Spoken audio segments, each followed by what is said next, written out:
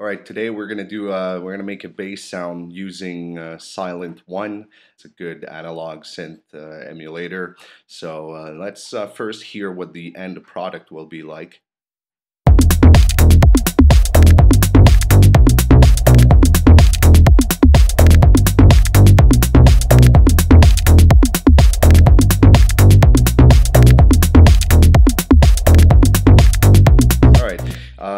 On the second track, what I did is I have the Sylenth, but I'm gonna initialize the patch to start from scratch. So you can see really all the steps I took to make this sound. This is the raw sound, so without any effect.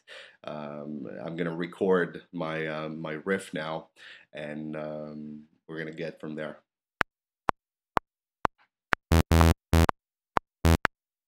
Okay, I'm experiencing major lag, so I'm just gonna copy paste it. Let's hear it.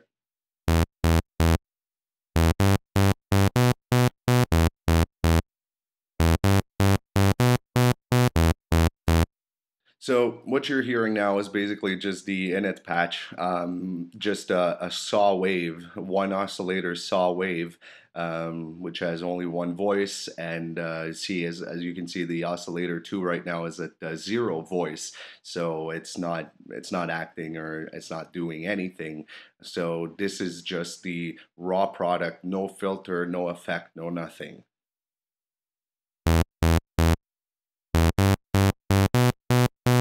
And of course, it doesn't sound that attractive. So the first thing I'm going to do is I'm going to put a low pass filter. And right there, we're going to hear already a difference.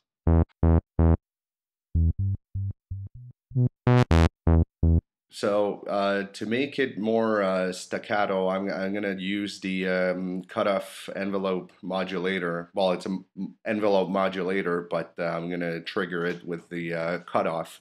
So I'm going to just put a bit of decay, a bit of sustain, and don't forget to add the amount on the cutoff. Otherwise, it's not going to do anything. There we go.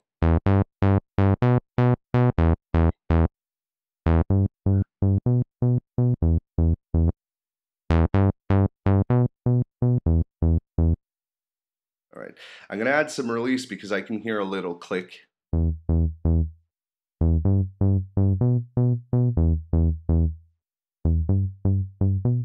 we go. That's more what I'm looking for. Add some cutoff a bit. All right. Next step is we're going to go to oscillator 2. We're going to trigger it to have one voice, and I'm going to use the saw wave, and you're going to see a difference right there.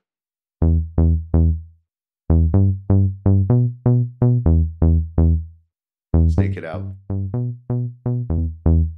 See, right there, it's a little stronger, but not really what I'm looking for. What I'm going to do is I'm going to use the square wave to make it sound a bit different. And I'm going to drop it one octave to kind of get that good synergy between both oscillators. Yeah.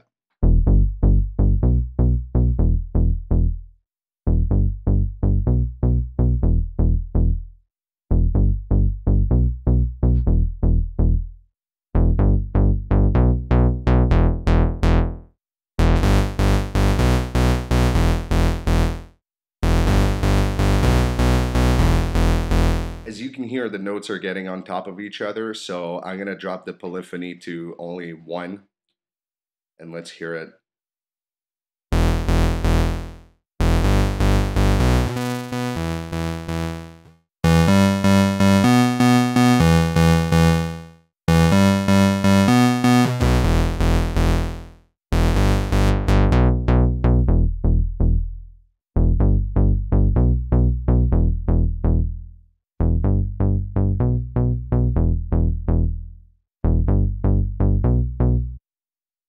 Okay, that's it for part A. So now we're gonna go to part B, and what I have here is I'm gonna put a sine wave to add a little some of that low bottom.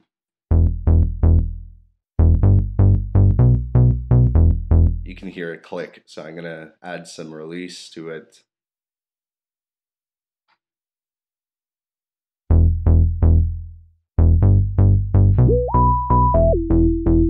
Just to show you what it does.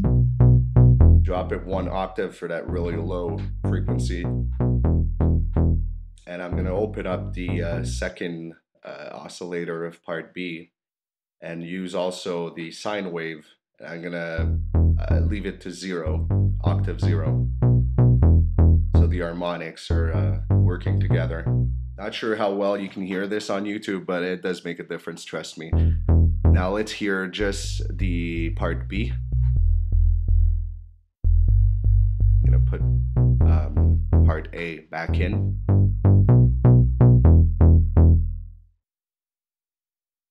All right, so because I'm using the part A and the part B now, well, I'm gonna go to my filter, and instead of feeding my filter only with my part A, I'm gonna change it to A and B to make sure my filter works with both, all 4 oscillators at the same time.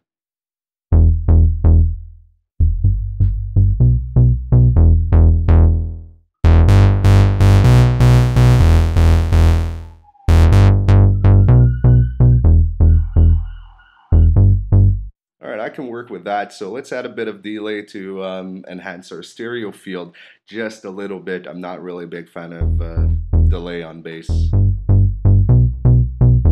gonna take the lows all out of there. See, no lows. And I'm gonna put just a bit of it.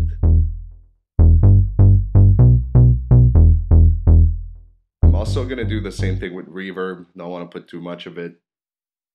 All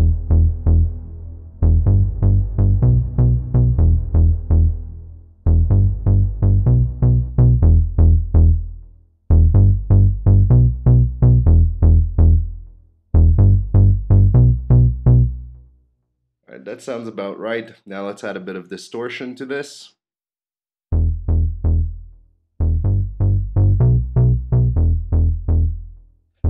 Okay, see, my volume immediately drops because I'm putting distortion, so I'm going to raise my main volume to compensate. And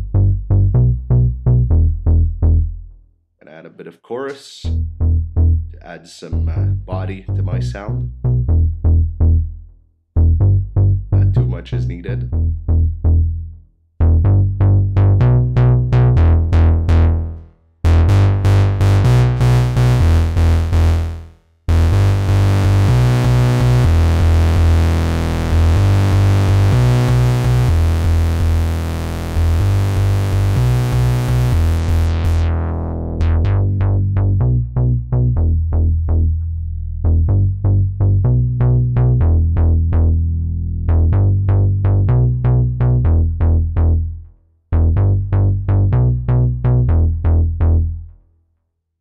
Now, what I'm going to do is I'm going to put the LFO tool on my synth. I use this for sidechain purposes.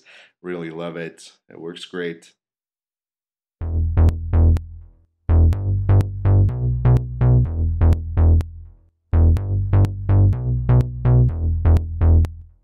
Probably better if we put the drums on it.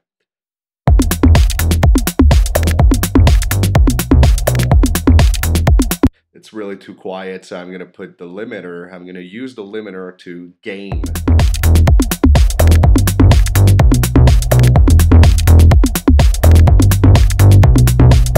And the reason I'm doing that is because I like the way the limiter works my sound when I have a bit of distortion.